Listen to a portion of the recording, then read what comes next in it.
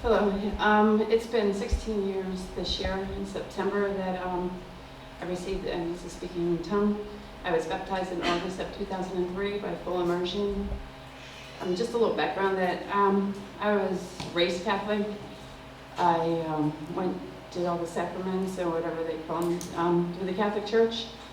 And after I got married to my first husband, I started going through some rough times. Never really prayed to the Lord. I always knew there was something missing, but never knew where to go or what to do, being that I come from a diehard Catholic family. So when I started going through my trouble, my first marriage, it got to the point where I was on the verge of having a nervous breakdown. So I just decided to get on my knees and pray to the Lord that I needed this to either work and show me a way to fix it, or if it was over, give me the strength to say it was over. I had 3 small kids under the age of 10, and I needed to know what to do. I needed direction, and I had nowhere else to go. So I prayed for about a week, and by the end of that week, I just had the courage where I packed his clothes and I said, "You have to go. It's over. I can't do it anymore. The kids are suffering. I'm suffering." And I knew the repercussion of that is that I was going to be an outcast in my own family. And it did. I became an outcast in my family. They wanted me to stay together because of the kids, and I just finally said no, and just started praying and asking the Lord for help. And that was I guess that's where my journey started with the Lord, even though I didn't realize it. The Lord had his hand on me at that point in time, giving me means to pay bills, to put food on the table for the kids, because I wasn't getting any help from my ex.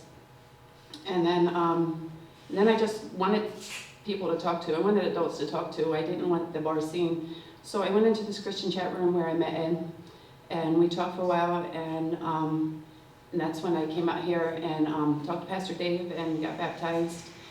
And I knew my life was changed at that time, just being baptized. It was something different that everybody had out here, and I wanted it. And then the last church I went to, the Catholic Church, was when the whole sermon was about how I'm going to burn in hell, even though, because I'm always going to be an adulteress, and if I leave my husband, I'm going to burn in hell. And that was the straw. I said, I'm done. I can't do this anymore. So I started looking, and Ed talked about the Revival Fellowship, talked about speaking in tongues. I had heard about it, but never really knew anything about it. That year, Ed and I met for the first time in August, and I got Spirit-filled, and then I got baptized, and Ed and I were married that year. So that was all the Lord's doing, because I would have never moved away from my family so far away with nobody else out here but Ed and the church family that I was growing to know. So the Lord had his hand on everything at that point in time. It's got me through some big trials. My mom's death, that was the biggest hurdle. And all she did was ask Ed. She loved Ed, and she just said, "I just want you to take care of the kids." And he said, "No problem," and take care of Tammy. And I was fine with that. Through my mom's death, it was hard, but I was fine with it, because the Lord answers your prayers, whether it's the way you want them or the way he wants them. He still answers them, and it wasn't the outcome that I wanted. I wanted her to be healed and still be here, but she was no longer in pain. And it took me a year, 2 years to figure that out, that he did answer the prayers. So I went through a bout of depression after she died. Stopped calling people, stopped reading the Bible, stopped praying, went to the meetings, but I was just physically there. And I finally got to a breaking point where I just said that I want to be happy again. I just want to laugh again. He says, "Well, you know how to do it." So I just started praying again, started reading again, and the joy started coming back again. So we've had our ups and downs. It's been a blessing being in the Lord. It's a blessing knowing that the Lord gave me somebody like Ed to take care of me, to take care of our kids. Even though they're not biologically his, they're still his. And going through some rough times with Nick and his dad and stuff. So his talk the other day about anger, I had to chuckle a little bit, because I used to get angry. I still get angry over certain things, but I used to be angry all the time.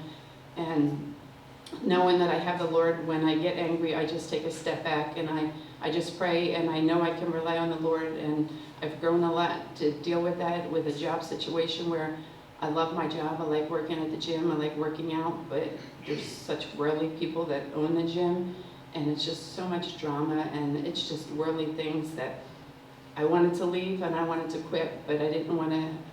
I still want to be a testimony. I still want to be there to preach to people, to witness to people, and so I really had to pray about working there. I'm still there. I haven't given up there, but I work out at a different place, and in the morning time, it's like 15, 20 minutes away from the house. So the Lord made a way where all I do is pray all the way over and all the way back. So I get a lot of prayer in with that, and I thank the Lord for that. I thank the Lord that we can be here, and I can't wait to meet him in there.